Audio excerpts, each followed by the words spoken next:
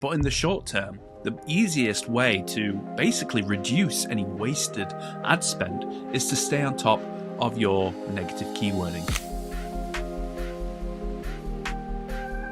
Hey guys, welcome back to another episode of the PPC Cave with me, Ryan Fenton. Today is episode 113 and we will be talking about how to do negative keywording like a pro.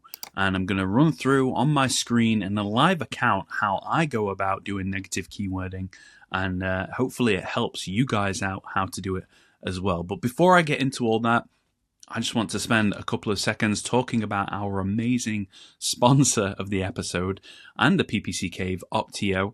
Absolutely fantastic what those guys are doing over there in terms of AI, in terms of Google Ads accounts, and many others as well. Just go back a couple of episodes and watch the episode with Gene and Shakira. They go through the whole future of Google Ads with AI integration, all at Opteo and what those guys are doing, and find out for yourself as well, because typically they offer a 14-day trial, but because we are the PPC Cave and we are quickly becoming best friends, I guess you could say, with Opteo, they've given us an extended free trial, 28 days free trial for you guys to test out Opteo. So all you need to do to get that extended free trial is go to opteo.com/the PPC Cave, and you will get 28 days rather than 14 on us from the guys at the PPC Cave. Now that's out the way, I want to talk about negative keyword. It's been on my to-do list for a long time. I think this is something that I've always wanted to kind of run through, because a lot of people, it's a mundane task, okay? It's one of the main things that Google Ads account managers do. Everybody's got their own spin of how they do it, and in this episode, I guess I wanted to show you how I go about doing negative keywording, and hopefully that influences you guys on how you can do it going forward as well. So typically, like I said, it is one of the main things that Google Ads account managers do, and there's a reason behind that, because when we look at it, Google Ads, how it works is we want to make changes so we make a change and then we wait 7 to 10 days, maybe sometimes 14 days, depending on the change. And then we evaluate that change. We say, did it work? What were the results from that initial change that I made a week ago, 10 days ago, 2 weeks ago? Was it favorable in what I hoped that would happen? If so, why? Should we run with that change, or should we actually go back to what was working before? This could also be if you're running experiments, you've got a 50% allocation of budget between what you're normally running and the experiment campaign, and you can review those results afterwards and decide if you want to go ahead with it, or if you actually just want to stick to your guns and understand what you were doing originally anyway. But that's the long-term play.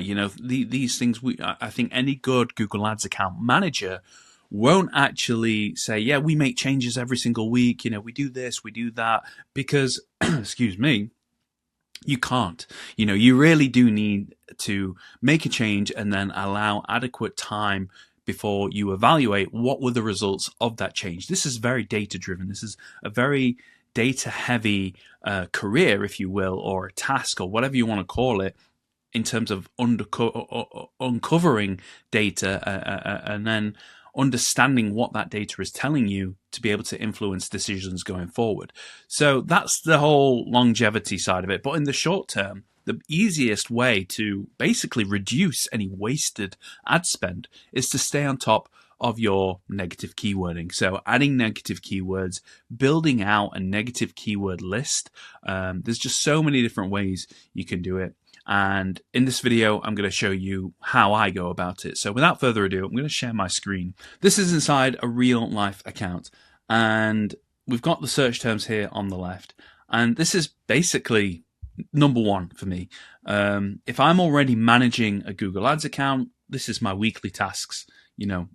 Every week I go in, I review the search terms, add them as negative keywords. How do I do it? Well, there's a few ways that I like to do this. Number one is I always like to add a few filters here. You can see I've already added one before, but typically I like to start by saying, okay, where has the money been spent? So I'll go greater than 0 clicks because I want to see all the searches that have come through, and we'll just do the last 30 days. It's already there, so why not? Clicks greater than 0 or naught. So what that basically means is I'm only looking at searches that have come through where we've actually spent money. And then I'm going to sort this column by cost. I want to see where I've spent my money and is it worth spending future money on these searches.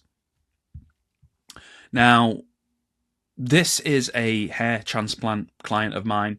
I'm going to leave it at that. I don't want to give out any sensitive information. So I'm just going to go through what I would look for and try and talk around it because I don't want to give out too much information. I'm really hoping our editor Joel has blurred a lot of this information out for me. Nevertheless, let's go into it. So I'm happy with the first search term. That's fine. Second one, third one. This one I'm not happy with. That's okay. I'm just looking to see if this makes sense. Okay, that I'm not happy with either. That I'm not happy with. Okay, that I'm fine. No, I don't want that one. I don't want that one either. And so this is what we start to do. You can see I sorted by cost. And it's a bit, like I said, it's a tedious, mundane task, but it's not all, sunshine and rainbows in this career. This is the part where, this is where Google Ads account managers earn their money because they're reducing wasted ad spend. And it's important to stay on top of this. So we don't like that one. I don't really like that one. I'm not a fan of that one either.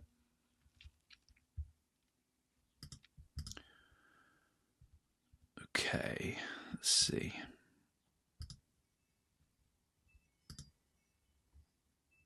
So there's a lot already. And I don't really want to, I could go on and on. I've got about 50 on this page.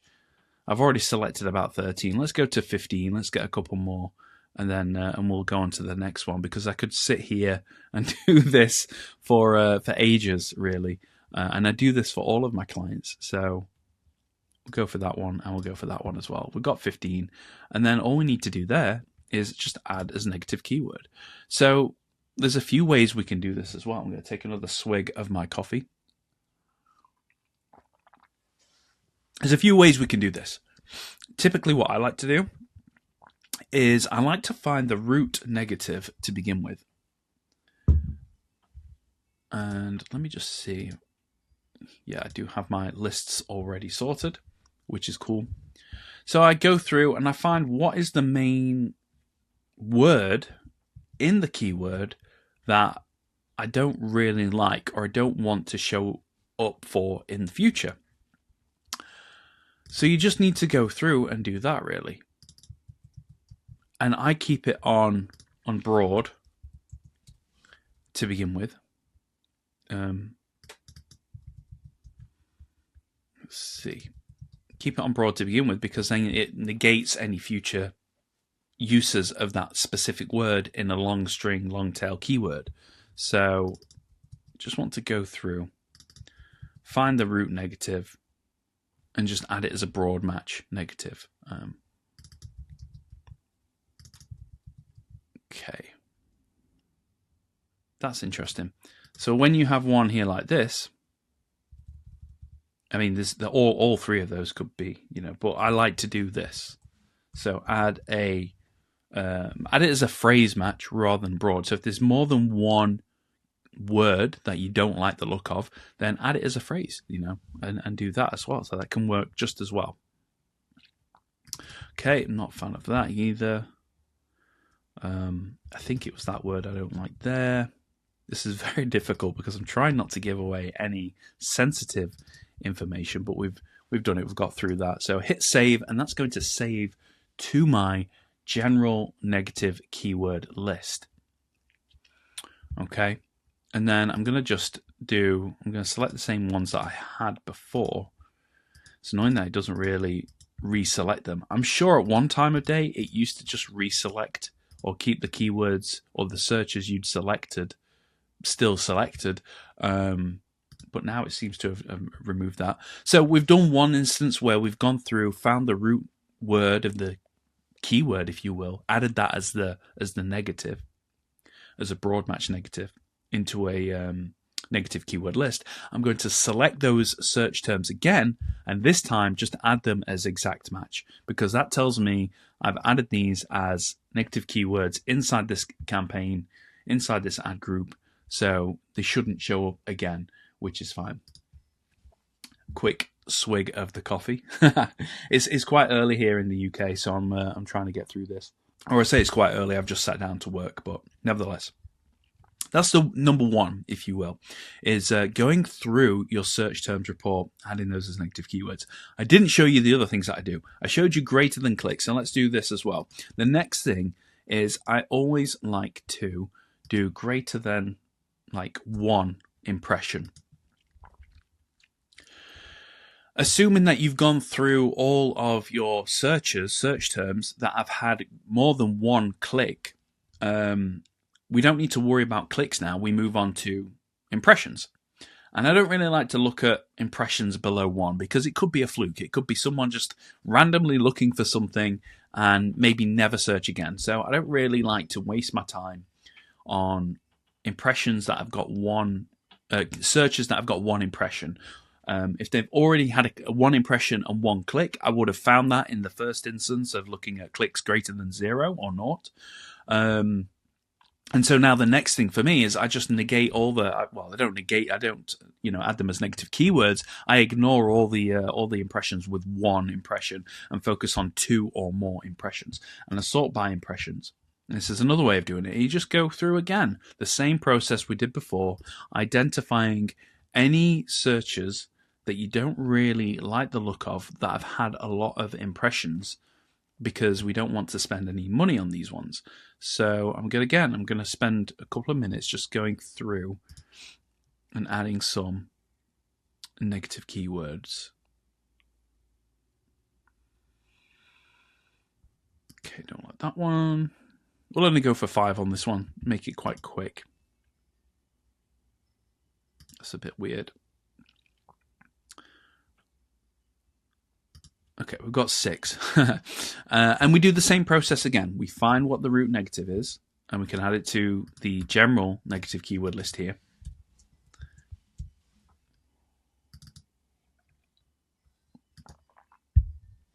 And some of these you may already have from the last round, and that's fine. Again, I don't like that one. So I'm going to add this one as a phrase match, because there's more than 1 word, so we're going to do it as phrase. And that's a good rule of thumb that you guys can use as well, is that if it's just 1 word, typically broad match would be fine to add as a negative. So a broad match negative. If it's 2 words, I always go phrase. And we've already had that one originally, that little word there. So I'm going to take this one out and do that instead. I'm going to add that to the negative keyword list. And we do the same thing again. Okay, now we've got them reselected, which is good. So add those again. And we want to add them as exact match negatives. And we're good to go. So that's 2 ways that you can really look at your search terms and add them as negative keywords this way around, really. And then you could do other things, and you can start looking at cost per conversion, say, right, what cost per conversions have been quite high. You could look at things such as what your average CPCs are. You maybe want to get rid of the really high, cost per click, because does it make sense to keep bidding on those ones, even though it could be $5, it could be £6, it could be whatever it might be, £15 a click, and you might not be getting any conversions. Does it make sense to continue, showing up for those searches? If not, maybe add them as negative keywords or add them into the account if you do like it. That's what I would say on that. So there's a lot of things you could do, as well as you could look at click-through rate as well.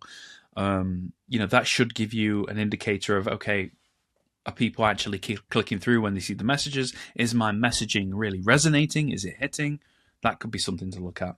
Yeah, we're done. Okay, so that's that part. That is search terms. That's typically what I do on a weekly basis for all of my clients. Go through and pretty much do that exact process of adding negative keywords in the search terms report. But let's just say, for example, you're building out a new campaign and you maybe want to get ahead of the game a little bit and add some negative keywords before you launch that campaign. Well, you are in luck, my friend, because that is a good way of doing negative keywording as well. And it's something that I like to do. So what we're going to do is we're still in the account here, and I'm going to go to planning, and I'm going to go to keyword planner. And what we're going to do here is we're going to go discover new keywords.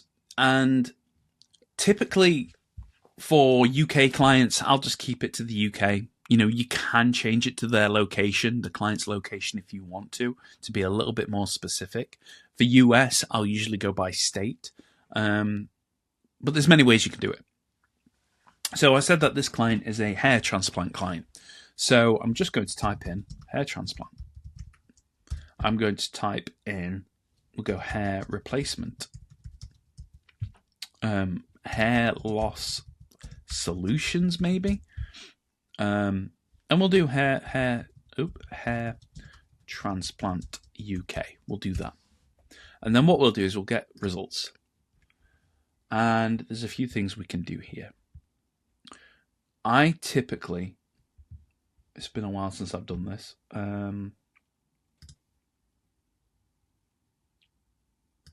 I typically let's just get rid of that, refine keywords. Let's not overcomplicate this to begin with. You can see here, this is the thing. We are sorted automatically when we do a search by keyword relevance. So, in theory, I've typed in hair transplant, hair replacement, hair loss solutions, hair transplant UK. The most relevant keywords for me to bid on will be stacked up at the front. So I can start adding these keywords into my campaign, into my account, whatever it might be. In theory, then, if we go to the very last page, you would think that on the last page is the least relevant to what I'm wanting to bid on. And this is a really good way of identifying negative keywords or keywords you don't like the look of, adding them as negatives before you even launch the campaign. So you can build up a bit of a brand, a competitor negative keyword list even before you've launched the campaign. So we've got here Zidane hair transplant, Zayn someone hair transplant. Again, Zayn, world's best remedy for hair growth, Wonderland hair solutions, women's Rogaine hair regrowth treatment. All of these will be perfect for negative keywords, because when I was doing this task for my client, what I found was that a lot of people want to see before and after pictures. They want to see what celebrities look like with hair transplants and things like that. So it does work quite well, and you can uncover a lot of really hidden opportunities as well whilst you're doing this. So there's best of both worlds, where you might find that, okay, I wouldn't normally bid on this keyword or add this keyword into a campaign, but actually this is it's got some good search volume per month. It makes sense to bid on this keyword. So you could always add that into your campaign. So there's double-edged sword here, where we are going through this task of adding negative keywords, finding keywords that are least relevant to us, and just getting rid of them so we don't actually spend money on them. But the opposite is true, is that we can uncover some hidden gems and some hidden opportunities for keywords that a lot of people may miss because they may just go through the normal process of Keyword Planner, typing in their keywords, looking at what is most relevant to them, adding them into the campaign, away they go. But the other side of it is, what about all these pages? I mean, when I did a search here, I'm showing rows of 50, but it's coming up of 3,656. I'm not saying to you that you need to go through each and every single one of the pages to uncover negative keywords or hidden opportunities. However, spend a bit of time doing it, because you get a general idea of what people are searching for, and then you can use that and add those as negative keywords. But at the same time, you can look for hidden opportunities, some golden nuggets that others may miss. So it's worth doing that. But again, that's typically what I do, is I'll just go through, and the ones that I don't like the look of, I will select and add as a negative keyword. And then the ones I do that I like the look of, I'll probably just kind of make a note, or I'll use something like, I don't really want to plug anyone, so I'm not going to say anything, but I'll just add a keyword I like to a Google Sheet or a note or something like that, just to kind of come back to that and look at some average searches when I'm looking at adding keywords into the campaign. I just want to kind of refresh my memory of like, oh, I like that keyword. Let me go and take a look at the average CPCs, the monthly search volume and things like that. So you can have a bit of a Google Sheet if you want to, where you collect a lot of keywords you like the look of or searches you like the look of, and go that way as well. But typically the process for me is just going through and adding a lot of negative keywords to the ones I just don't want to show up for or I don't like the look of. So that's another thing you can do there as well. And I don't see a lot of people actually doing this. A lot of people use Keyword Planner just for really what I guess we've all been taught, which is to uncover and identify keywords that we want to bid on and look at the top of page bid and things like that. So yeah, this just gives you another way of utilizing Keyword Planner in a way that may be a little bit new to you or unfamiliar to you, but can be really, really good in terms of a strategy of finding and uncovering hidden opportunities, like I mentioned, but also irrelevant negative keywords. So use that however you want to, do what you will with it. But that's another way that I like to use that. There are other ways as well, and I'm going to kind of end this episode because those were just two ways that I really wanted to highlight. I mean, I didn't really touch too much on negative keywords, not negative keyword lists, sorry, because, some people like to use them, some people don't like to use them. I am a fan of using them because it may take a little bit more time going through and adding them as negative keywords, as broad match and as exact match. However, you save yourself a lot of time in the future because those searches aren't going to show up again once you've added them as broad match negative. And if you've added them to a list, you can just use that list and apply it to many different other Google Ads campaigns. So you kind of pay yourself forward. The work you do in the moment right now saves you future work for those searches coming up.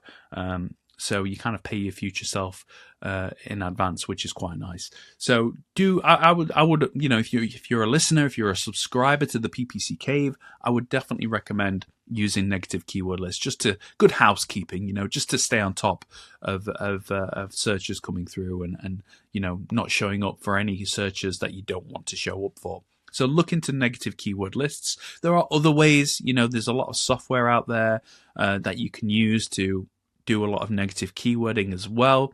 You could also use things like Google. Just go to Google search and use the map listings and things like that. And, if it's a local based business, that's a really good way of looking at competitors and seeing that map listing of who's showing up in your area. And you want to add those business names as negative keywords. So that's another good way of doing it. I know, again, I don't really want to shout anyone out or anything like that, but there are certain Chrome extensions that allow you to see keywords within Google when you do a search as well. So maybe that could be a way of actually looking at, when you are doing a search, what the relevant keywords to that search are as well. So that could help uncover some more keywords to add as negatives, and may also uncover some hidden opportunities. So there's many different ways, as you start to understand and really start to get into negative keywording, of doing this. It's not just one size fits all. Typically that would be, going through your search terms report, adding negative keywords that way. Or, a lesser known method is what I just showed you inside Keyword Planner. I don't think a lot of people really do negative keywording that way. But it can help. It can really help when you are launching a Google Ads campaign to get ahead of the game a little bit, rather than spend money and wait for searches to come into your account and then review them then. Actually be more proactive and go through and do what I just showed you. Sort by relevance and then go to the very last page and then look at opportunities where you just don't want to show up for those kind of searches or keywords, and then build out a bit of a negative keyword list even before you've pressed go on the campaign. It can really help. Especially if you just focus on one industry. This is brilliant because now you have a starting point of what you've done, and you can use that negative keyword list time and time again, and it's only going to get better and better with the more clients you've got within the same industry, the same niche. You just build upon that list, so all of a sudden you've got a very targeted negative keyword list to just remove all the junk, all the rubbish that you don't want to show up for, and then basically have a squeaky clean, almost 80% squeaky clean Google Ads campaign where the keywords that you're showing up for are profitable, the searches that you're showing up for are relevant, and that's what we want at the end of the day. So I hope that was helpful. I'm going to leave it there anyway. If you've got any questions, as always, please feel free to email us at theppccave@gmail.com. Always happy to answer any questions you may have, whether it's regarding negative keywording, how we do it, what the process typically looks like from me to Gene and things like that. So more than happy to answer any questions you have on that one. And yeah,